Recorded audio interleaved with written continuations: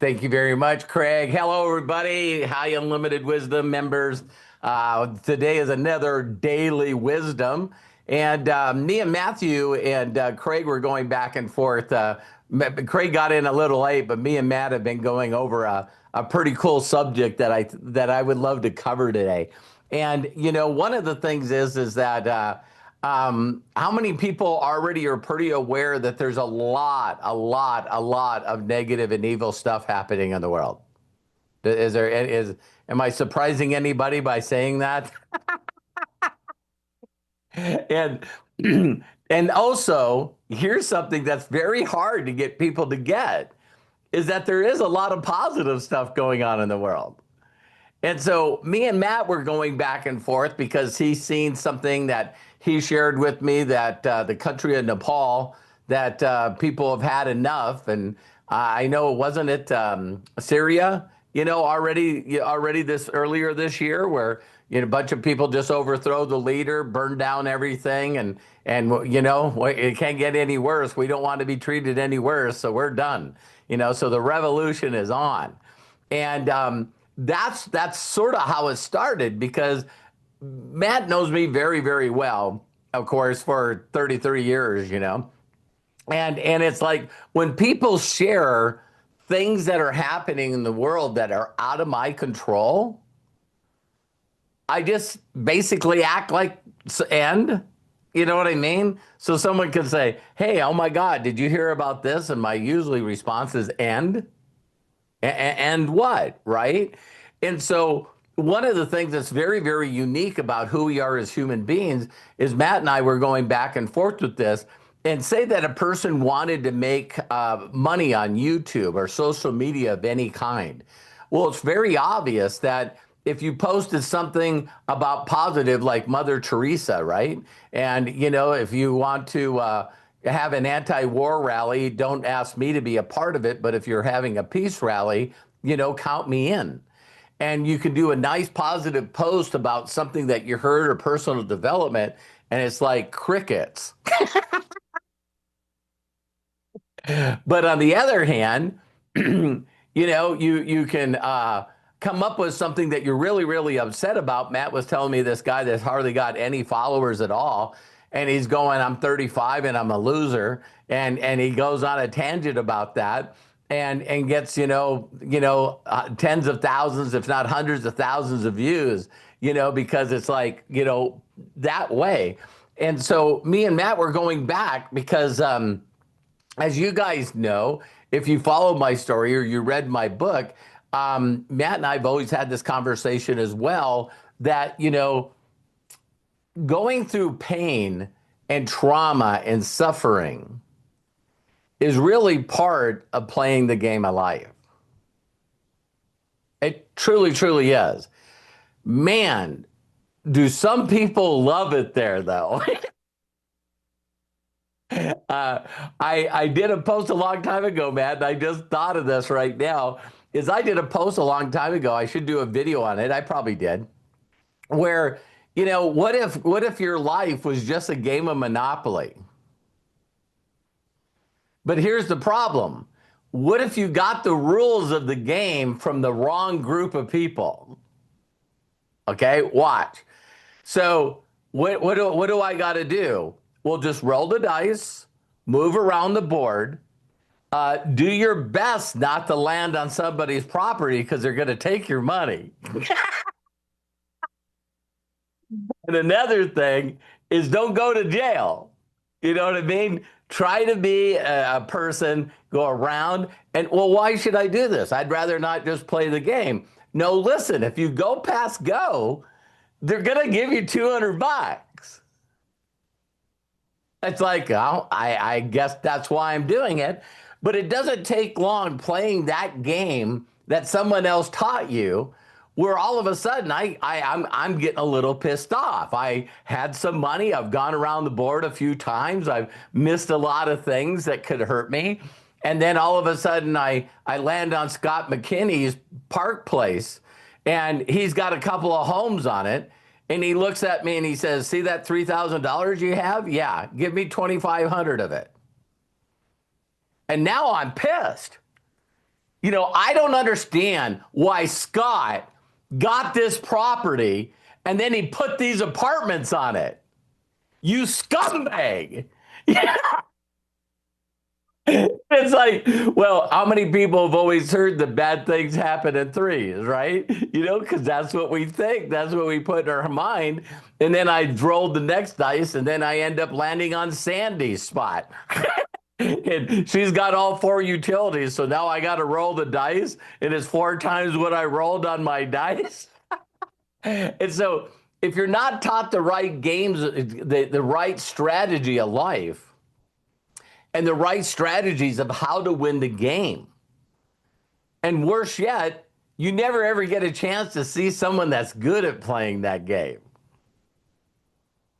See, if there was a person that I always played Monopoly with that consistently kicked my ass and took my money and everyone else's money, I would play the next game, but I would watch what the hell they are doing.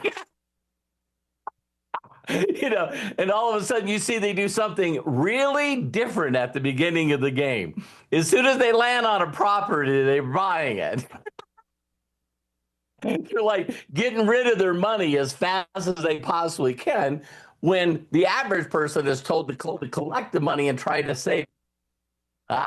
Little different philosophy. Yeah, but if I bought a property, what if no one lands on it? I'm going to take my chances. You know what I mean? And so me and Matt were going back and forth about the younger people, right? So if you're talking about the super, super, super young people, and Matt was even saying, being the age of 33, that he didn't spend his life on social media that were using algorithms to make sure that he hated life and everything about the world, including the US. And if anyone ever thinks that that's not what's happening, it's the same reason that a negative post or a controversial post gets more views and makes more money than something happy, right? So now you got these young people, and I was telling Matt that there became really early in my life, and I don't know, I have always said this, is if people want my life, then I bet you they don't want to go through the trauma and the struggles that I did when I was young. Being taken away from my parents and being abused in every way and going through foster homes and orphanages and hanging out with the wrong group of people that ended me up in a federal penitentiary. It's like, I look at people in life and I just went through so much trauma and so much pain and suffering as a young kid that when he gave me an alternative, it was a yes for me. Listen, you don't have to be a Darth Vader anymore. You can be a Luke Skywalker. And it's like, hey, I was good being a Darth Vader. I'll try this Luke Skywalker thing out. And it worked for me, thank God, right? But I was even telling Matt that when we're really, really young, maybe I see the people that are going through school and elementary school and then middle school and then high school, and then some people choose to go into college. And I think it just gets to people that sooner or later, you either choose to just give up and keep going around, getting paid $200 and going around the board and hopefully not do anything that gets you in jail.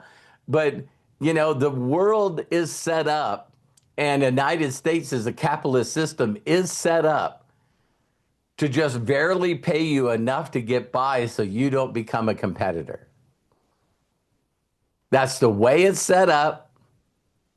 And everyone goes, well, why wouldn't these big billion-dollar corporations, trillion-dollar corporations, why wouldn't they pay me more money to live a better life? It's really simple. They don't have to. Well, maybe they should just do it out of the goodness of their heart. No, they have people that invested in their stock and they want a return on their investment. That's just the way it's set up. So this is the same way you would be pissed off if someone had a couple of hotels on Park Place or Boardwalk. If you land on it, they get to decide to take all your money. Is it fair? If you decide to participate in the game, it is fair. I remember Roger Penske, my first mentor. He's the one that got into my face a lot about a lot of stuff because when I met him, I still came from an environment of why me, victim, blame game. When I talk to him, it's like everything is out of my control. Everything is out of my control. And so he wanted to make sure that I could find a way to only control the things that I had control of. And he was the first one that got in my head about a lot of things because I grew up in an environment that if I seen people living like I live today, see, those are people that are snob people. Those are people that live on Snob Hill. No one needs that amount of property. You know what I mean? No one needs those kind of nice cars. No one needs to make the money and not have to ever leave their house. They don't have to go to a job, right? And so me and Matt were talking about, if I asked you this one simple question, is like, who do you admire? Who is a role model that you're looking for? Because that's when my life changed. My life changed when I mentally made a decision that there are people that race cars and make a full time income and even more money. And they lived in California. They lived in Southern California where they could race every freaking day if they wanted to. It's not seasonal racing there. It's all the time racing there. And so I like Beverly Hills, hillbillies. It's like I packed everything up and went to Southern California. And it's like, and was it true? It was absolutely true. Except for two things that I didn't know that I didn't know. There was a lot of people that moved out there thinking the exactly same damn thing as I did. And because there was more competition of people working there, everything cost more money. So all of a sudden to go from 18, 19,000 a year to over 35,000 a year, it's like, wow, I did that in 1 year. But so did the cost of living. You know what I mean? It's like I'm working like crazy overtime, working, my breaks, everything. And I just never ever seem to have enough money to ever do anything. You know what I mean? And so I want every one of you in this daily wisdom is just really, really ask yourself, because if I was telling some youth today, because here's the positive part of it, right? I'm sure all these organizations still exist, but there's certain people that grow up working on ranches and farms, and they are part of organizations and groups. You know what I mean? And there are people that are in I'm trying to think of the name because it skips me, but I know a lot of kids, girls and boys, that grew up raising calves and sheep and pig. And then they all go to the Farmers of America, Future Farmers of America, or Future Ranches of America. And you see these people that are in these circles of people that are winning, and maybe they're, so they get into martial arts, or you got some states that are known for this, but you're playing flag football when you're first starting to walk. You know what I mean? In Texas, there's these certain states that are raising athletes like you would not believe, right? And not that all athletes make it, but in those clickies things in school, there's still a bunch of people that are playing instruments. There's still a bunch of people that are in plays. There's still a bunch of people that sing. So, you know, I just don't know how the younger people today just need to be a part of a group of individuals that are actually doing something. And since I'm 63, of course, I don't know these groups, but how many people believe that there's, still student bodies and still the president of the schools, right? And those kids grow up in, parts of being any kind of politics that have to be in their community and every brand, right?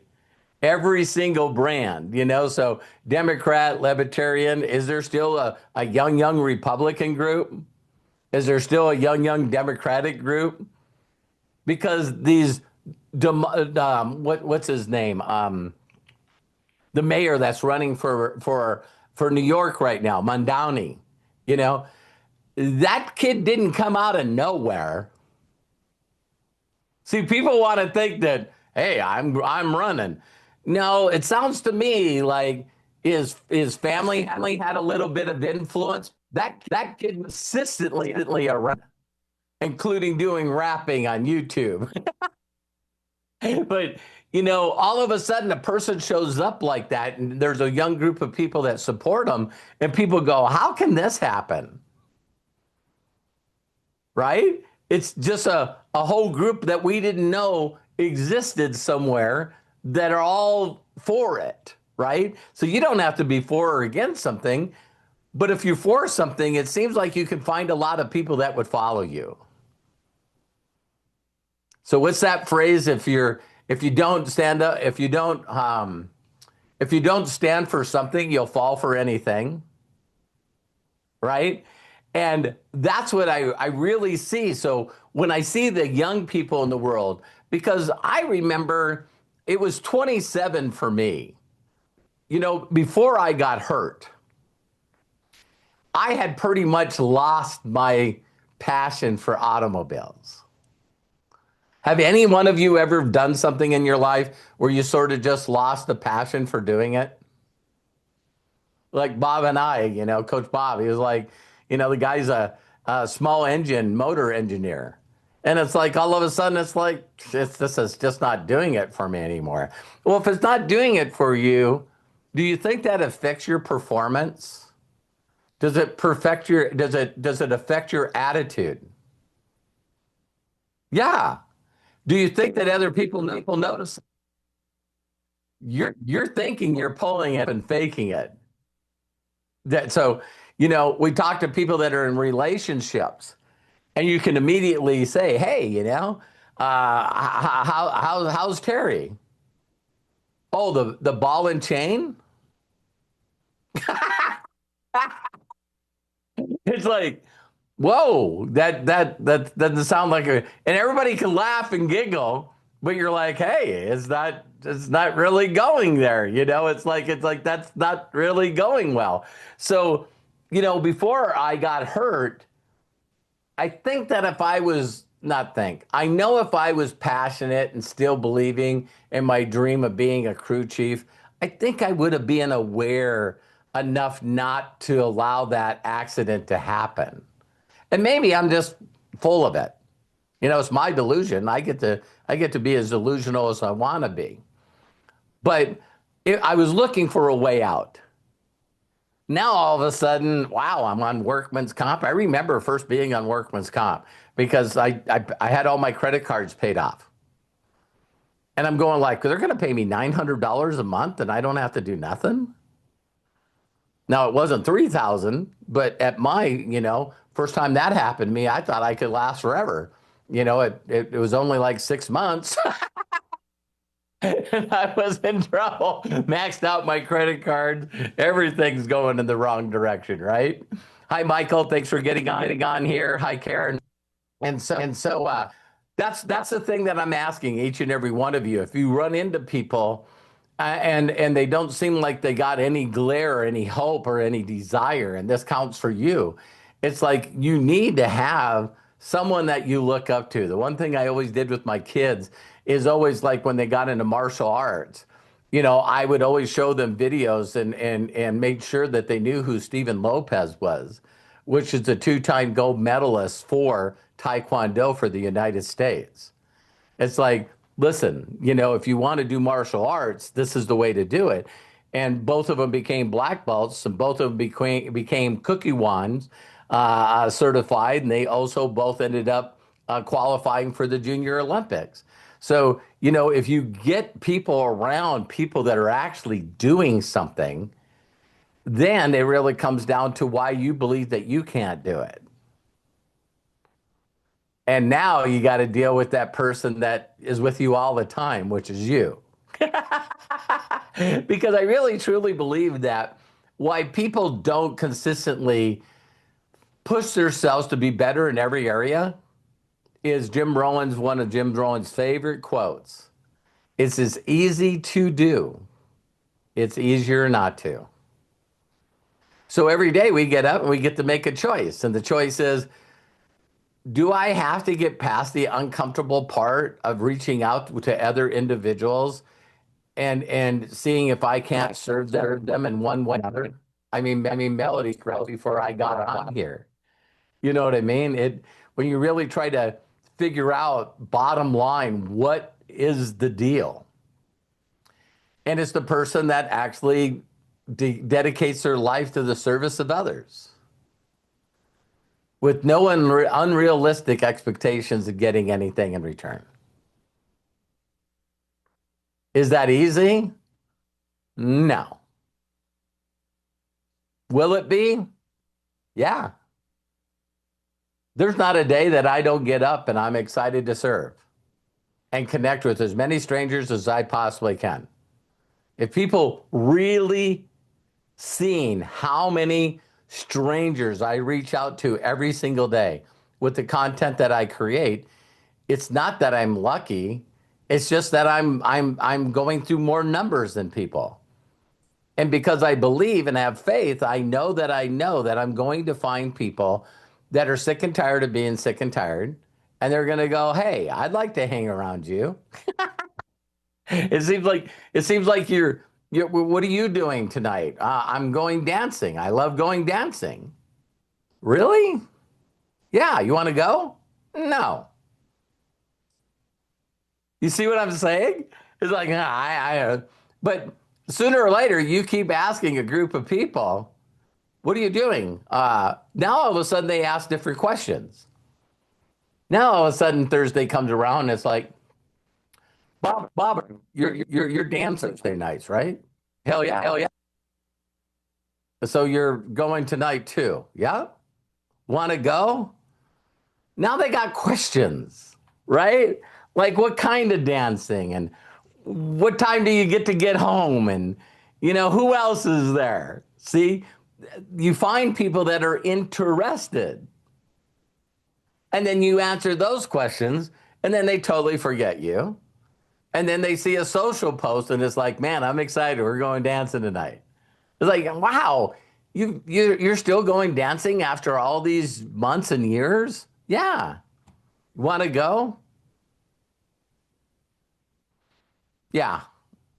Yeah, I'll go check it out. See, to me, I don't understand why everybody looks at that as being difficult. All Bob did is made a decision to fall in love with dancing on Thursdays nights, made a commitment, and just kept going. There's only one other thing is share. Share why you're doing what you're doing.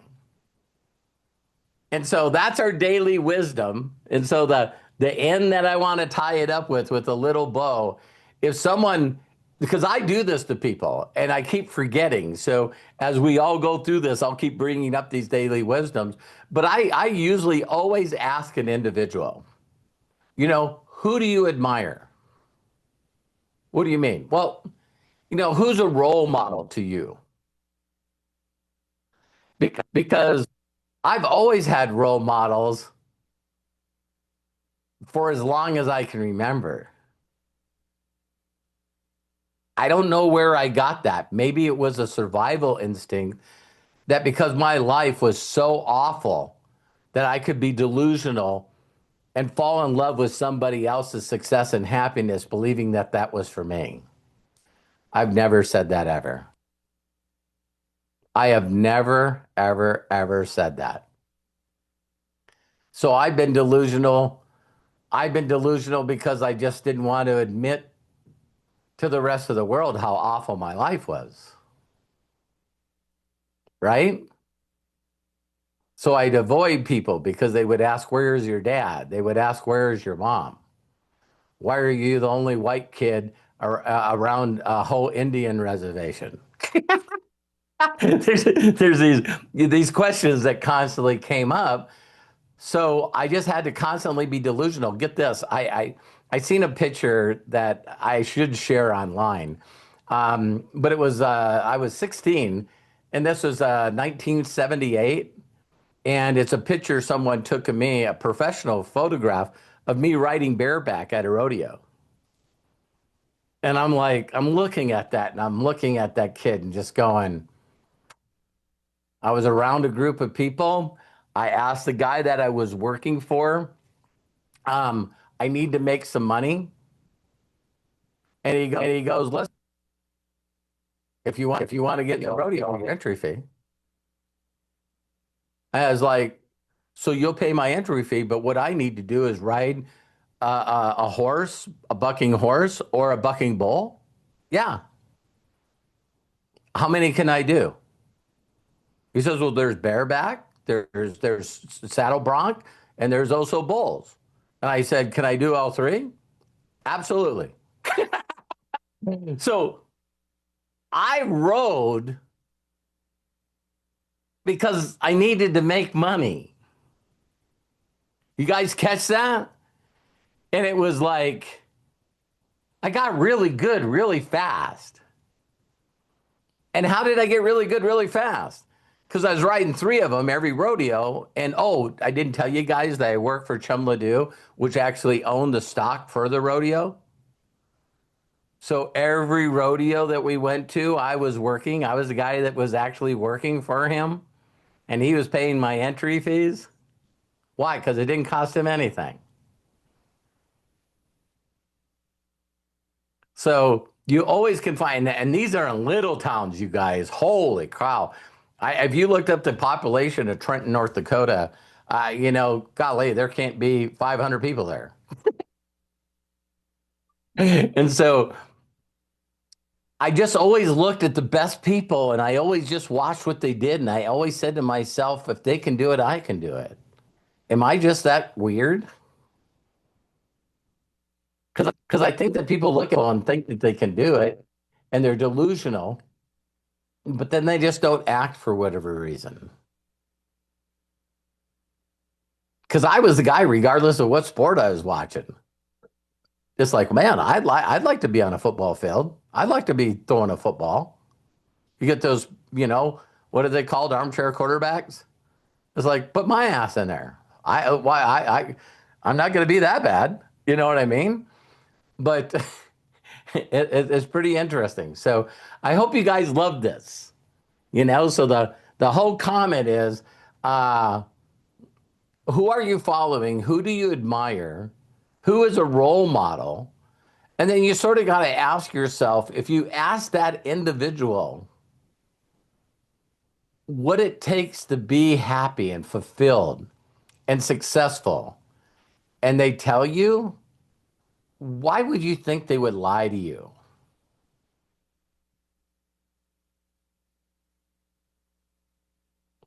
Because they don't. So, like, hey, Robert, how do you get your success? Say as little as possible to as many people as I can, as fast as I can. Some will, some won't. So what? Next. Catch the right people at the right timing in their life. I know there's other Bobby Hollises out there that are on workman's comp that are like, God, please just send me frickin' somebody. If they'll give me the info, I'll go all in. So now you guys look at it with this one. It's like, wow, that was me watching a video of someone that made $100 million and on a video, and he says, "Hey, you should create communities," and I'm like, "All right, okay." It's like, what? And then other people are like, I'm a loser. I can't talk to people. I have no value. I'm not enough. I don't know what to give people. I mean, I'll say this last thing. Eric Markman reached out to me and he's like, okay, so now that I got a community, what should I do? And I said, you should be talking to people all day, every day, get in the community. You know how I would promote you? I'm still doing the same thing. Hey, I seen a video of this guy that made $100 million in 24 hours. He sold 3.6 million books, Guinness Book of World Record. And he started this platform that allows other people to build communities. And I just got involved with the community, says, pray with Eric, or Eric prays for you. And it's part of that platform of a community that you can join for free. Can I send you the link?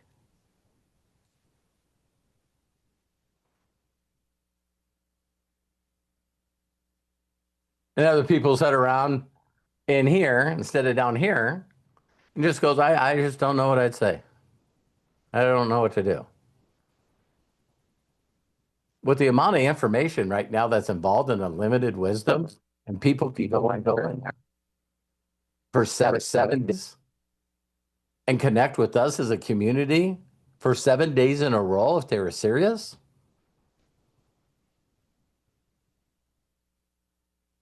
It seems like, man, how many people would have loved this kind of community when you first started doing anything online? My God. I get to communicate with this group of people that are actually doing something? Are you kidding me? So why do we give up? Because of the majority of the people that just don't want to do frickin' nothing. Those are the people that we run into, and those are the ones that make us stop and second guess what we're doing. The people that win have a person that they look out to. Alex Hermosi's first book, do you know what his first book was? How to Get 100 Million Leads. I bet you have to talk to more than 5 or 6 people to get 100 million leads. How many of you guys right now, your mind's sort of going, 100 million leads? What the hell? That's being consistent all day, every day, right? That's finding out a way to do something with no money to get money where you can start doing other things to connect with more people. It's just so simple. Anyway, I love and appreciate you guys. I'll let Craig unmute so we all can say goodbye to each other. I love you. I love you. I love you. I love you. Wow, thank you so much for the great message, Robert. And what a way to have to start this week's Daily Wisdom. And tomorrow, another Daily Wisdom at 12 p.m. Pacific, 3 Eastern. And again, get on a little bit beforehand if you have an idea of something that you want to share that we can talk about during Daily Wisdom.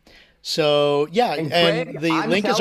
Craig, I'm telling everybody right now, if you want to plug into the Daily Wisdom tomorrow, just log into Unlimited Wisdom and look for the link. And it's in the calendar if you want it there.